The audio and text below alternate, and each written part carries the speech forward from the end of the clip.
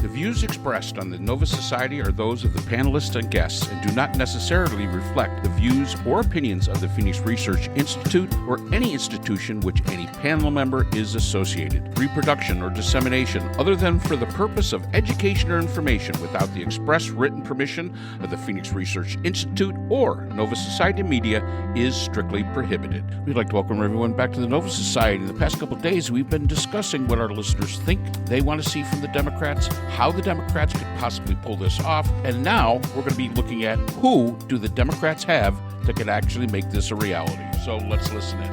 I do think it leads us to our favorite parlor game. Who is the candidate? Who is that person? Who can be the strong leader? It can't be Bernie. It is right now, but it can't be. It's certainly not Schumer. I don't think it's Kamala Harris. I don't think anybody's heard from her since November. You look at the various governors and stuff like that, and they've got a platform, but the people who work in Washington, D.C. and New York certainly seem to have a leg up on somebody who's out in California or Seattle or wherever else they are out there, even Illinois. So you need to find like some standard bearers to carry this message out there. Who can that be? Well, I don't think it could be AOC. Agreed. I don't think it could be Crockett. Agreed. Although I do like Crockett. Here's the problem with those two. They're young and they're female.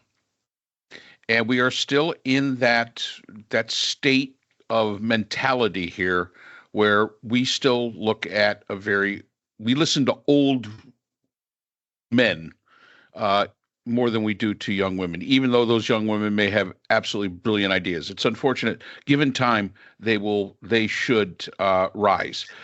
It can't be Nancy Pelosi, way too old. It can't, again, you could go through a whole bunch of them and say, it can't be them. Jeffries, I don't know. Jeffries, he doesn't inspire a lot. I mean, just when you listen to him talk, he tries to do the Obama talking, the way that Obama would enunciate things and would talk. He just doesn't pull it off very well, and he doesn't come across as being genuine in my mind. Now, some people may think totally different. I just don't see him coming across as being very genuine.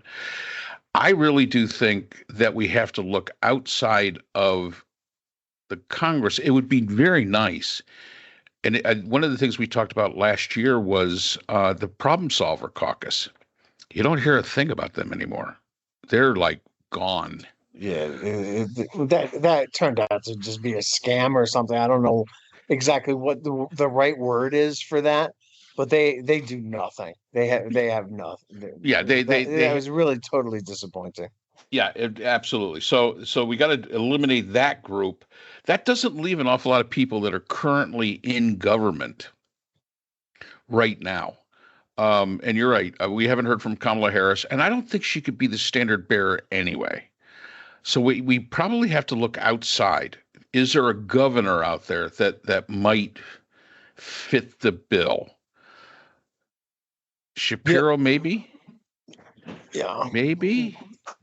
Newsom, I don't think so. Shapiro was on with Bill Maher last week, and I don't know. Is he too much of a twerp? He's too much of a twerp? Yeah, he's got a little twerp in him. I don't know. I mean, it's got to be somebody who can come off like a tough guy. And Brooke, by the way, feel free to weigh in on Mark's sexism and mine, because I agree with him on this. We've nominated, the Democratic Party has nominated 2 women out of the last 3, and they both lost. And is it because they're women? Yeah, it might be. I'm afraid so. And I keep thinking about the conversation we had. Oh, gee, was it last year or the year before? I don't remember, where we were saying which will be first, a Jewish president or a woman president. You both said Jewish man, and I said a woman. I believe I was incorrect. It's going to be a man. I just don't think we're at that point yet. So yeah, unfortunately, and I wish that it were. going to be a woman. I mean, I look at Claudia Sheinbaum of Mexico, and I think, oh, but They is would have Andy to annex Bashir us. is is he? Sorry, what'd you say? If Mexico would have to annex the United States for Claudia Sheinbaum to run for Yeah, U.S. president. yeah. I know. Would is Andy Bashir? I know he's governor of Kentucky. Is that right? Is he a Democrat? Yes. Yeah. What about him? Is he popular and charismatic?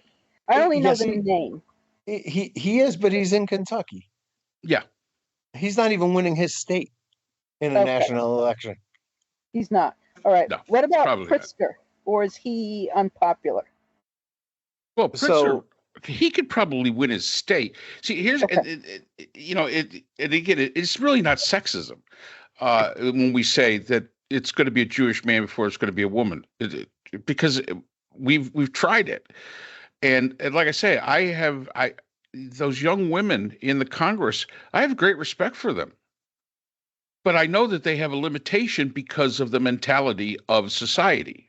There's a limitation that brings it. Same thing with just because Bashir is from Kentucky really shouldn't matter. Really should not matter. But guess what? It does. It matters a lot. Pritzker from Illinois, more populous state, maybe. And I agree. I think he would win his state. But you've got to find somebody that speaks to everyone. And I'm a firm believer that for president of the United States, the best type of candidate is a governor. Yeah. Because they're used to being a chief executive. And as opposed to a senator or a congressman who are legislators. I've always felt that. I've always felt that academics make the worst president because they're too pie in the sky. They think too much. So finding that person, I don't think there's anybody in the Congress today. Adam Schiff's not it. Definitely not. I don't. If you're looking for a Jewish president, and I don't know why you would be exactly, but if you're looking for a Jewish president, and I'm Jewish, so I think I can get away with that. That it would either be Shapiro or Pritzker. I don't see anybody else on the horizon out there who could do that, and I'm not sure why it would be necessary anyway. Again, Wes Moore is probably doing a great job in Maryland, but he's in Maryland, and it's not far from DC. But he's got a state to run and a lot of issues that he has to deal with down there. There's a whole bunch of people out there who could possibly do it. I don't think there's any perfect person at all. I mean, Mark Kelly, I remember during the run up to the choice of VP, thinking that he was the kind of tough guy that the Democratic Party needs, especially when they're running a woman on the top of the ticket, is a guy who, served in the Navy, served his country, worked for NASA, flew the space shuttle, et cetera, and has, that kind of background. But I don't see him being that guy right now. Pete Buttigieg, I love the guy, but forget about it.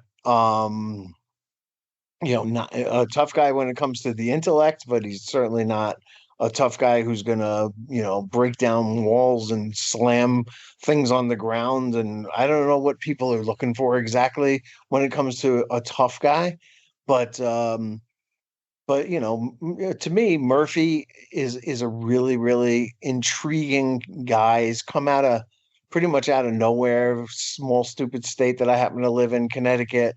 But he does listen to people. He is thoughtful. He's young. He's serving on all the right committees in the Senate, and he's certainly a possibility.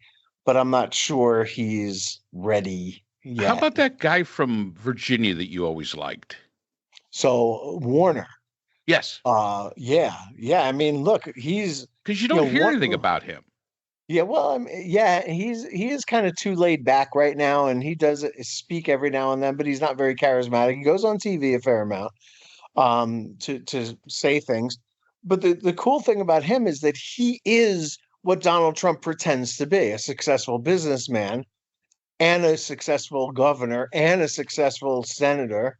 You know, and yeah, I mean, smart, obviously a really smart guy and very accomplished. And, had his eyes on the White House when he was like 13 years old or something like that. Not no lack of ambition there. But yeah, he just seems to fade into the background too much. It's a pity because I do think that he is the real deal. All right, so let's take this from a different for our last segment onto this. Um, if we can't find the right Democrat, and we've always talked about who might be the Republican that would replace Trump, that would be, the Trump 2.0. We don't believe, we really can't figure out an independent that would be probably an acceptable to everybody. Is there possibly a Republican out there that could be the anti-Trump and turn this around from that party? Does that person exist? So, Well, the only thing I wanted to add, sorry, was back to the first point, is that if Andrew Cuomo hadn't gotten himself in trouble in New York, I would say that he would have been an obvious choice Probably for the Democratic Party. Sorry, and he might still, depending on how he does in the mayoral race, it seems like he's gonna run for mayor of New York, and being mayor of New York gives you a platform. And he could. Look, there are a lot of people who seriously dislike the guy, and there's good reason for that. He's got a lot of things to answer for, no doubt about that. But we live in a very forgiving electorate right now where felons are, and he's not a convicted felon like the current president is. So I don't think that those things that are in his background necessarily hinder him from being that tough guy. And he's got the arrogance and the swagger that the Democratic Party might actually need to have. From a Republican standpoint, I was always thinking Ben Sasse would be that guy. Remember, he's a former senator from Nebraska, I think it was, and he was an anti-Trumper, but he's out, and I don't know where he's going to pop up again. And he's from Nebraska. Right. Well, I mean, but Nebraska's, middle of the country type of thing, all these guys from Iowa and Nebraska and Kansas and stuff like that seem to pop up every now and then to try to make a run from the Midwest heartland of America type of thing. I don't really care about the Republicans. I don't think they're going to ever oppose Donald Trump. If he wants to run in 2028, he's going to run in 2028, and it'll be up to the people to decide, because I don't think his party is going to oppose him running at all, even though he really, it's illegal now for him to do that. It's never really stopped him before. So I don't really feel like going there, if you don't mind, Mark, as far as the Republicans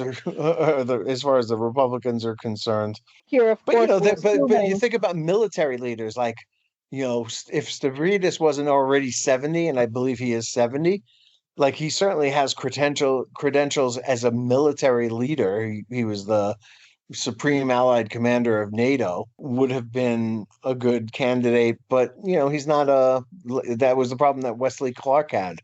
You take them out of their uniforms and they don't look all that tough all of a sudden. Right.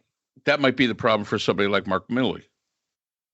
Yeah. And the question is, with military people, a lot of them don't want. They it's just not a desire. They don't have the fire in the belly to be the president of the United States. It's not like, and if you look at many of the military leaders that we've had in the past, the generals that have been presidents, very few. I don't think Grant really wanted to be president. He was kind of thrust into it. Tecumseh Sherman basically said, "No way. You can elect me, and I still won't do it." Eisenhower, I think Eisenhower wanted it. I truly do. I think Andrew Jackson wanted it. But when you look at some of these military leaders, Zachary Taylor, who only lasted, 3 months in the office, 6 months in the office, he was probably one of the least qualified people to be in the office. He was just we got nobody else candidate, which basically hurt us as well. By the way, one of my favorites, James Garfield. Garfield. Again, way too short, but he was a general, a very notable general for the Union Army in the Civil War. But he was also a politician. Yeah. Whereas opposed to like and an academic, by the way. Oh, yes, president of a college when he was 26 years old. Yep. He was an academic. But yeah, I mean, it's hard to find. It's like Colin Powell. I always thought Colin Powell would have made a very good president back in the day. Now they can't even keep him in their database. Yeah, exactly. So, but it's the idea of being, having that desire. You've got to want it. You really got to want it. Right. And you don't have to be a military person. I mean, you have to have a little swagger to you.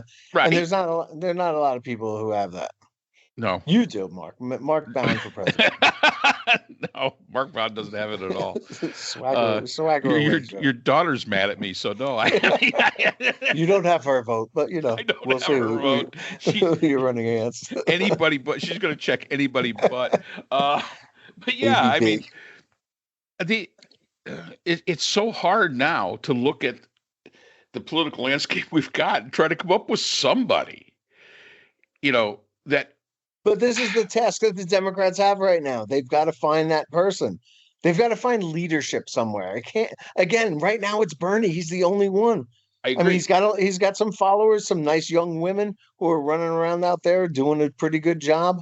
But he's the one who's out there shouting and screaming like he always does.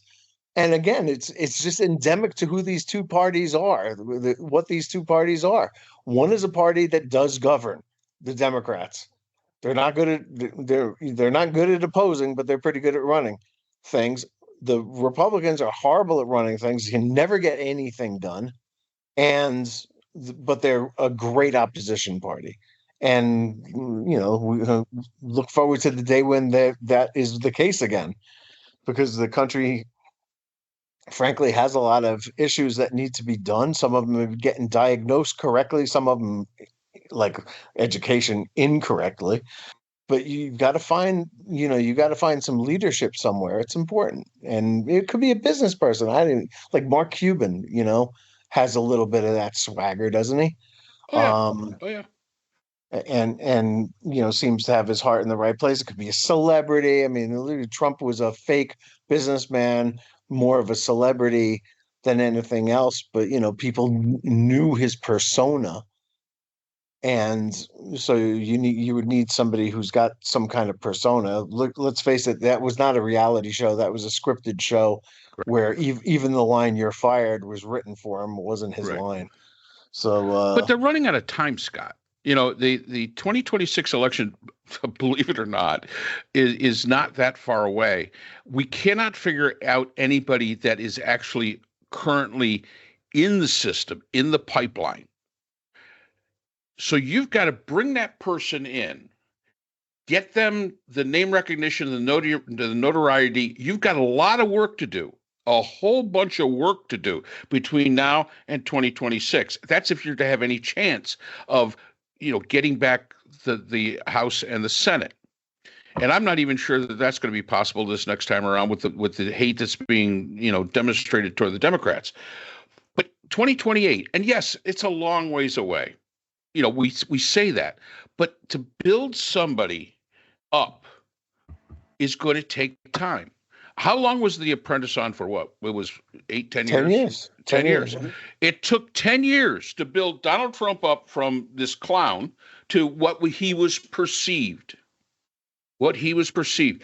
And that's one of the things we discussed on Thursday's podcast. It was brought up by our guest host, who we have to say, shout out, thank you to Linda for being our guest host. The idea that if there's one thing that we can say about Donald Trump that he has excelled at, that I will give him credit for, he has taken perception and rose it above reality. He has made the idea of perception almost mythical. And got his people, his cult members, and even those that aren't in the cult, to actually question the reality. And this is the kind of thing that has to be built, and it can't be built overnight. This takes time. This takes the credibility. To build this credibility is going to take time. So if we can't identify that's somebody that's in the pipeline, if they're going to find somebody outside the pipeline, they better get off their duff and they better do it now, or they're going to have, it's going to be difficult for them. The Nova Society is a production of Nova Society Media, a division of the Phoenix Research Institute. We'd like to thank our production partners, Buzzsprout, who hosts the Nova Society, Audacity, our editing partners, Apple iTunes, the largest source of podcasts and music on the internet, Spotify, the most popular platform for the Nova Society, and iHeartRadio, your source for all things music and podcasting. The Nova Society is available on all of these and other quality platforms listed in our description. We'd also like to thank all of our listeners. Without your support, the Nova Society would not be possible. If you have a question or a comment, we can be reached at nova.society.podcast@gmail.com. So for Dr. Brooklyn Ann Weldon, Dr. Priscilla Hobbs, Dr. Scott Gershwer, and all of us here at the Nova Society, I'm Dr. Mark Bound. Remember, the true power in society is knowledge. Thanks for listening, and we will see you again next time. Hi, everyone. This is JJ, the co-founder of Good Pods. If you haven't heard of it yet, Good Pods is like Goodreads or Instagram, but for podcasts. It's new, it's social, it's different, and it's growing really fast. There are more than 2 million podcasts, and we know that it is impossible to figure out what to listen to. On Good Pods, you follow your friends and podcasters to see what they like. That is the #1 way to discover new shows and episodes. You can find Good Pods on the web or download the app. Happy listening!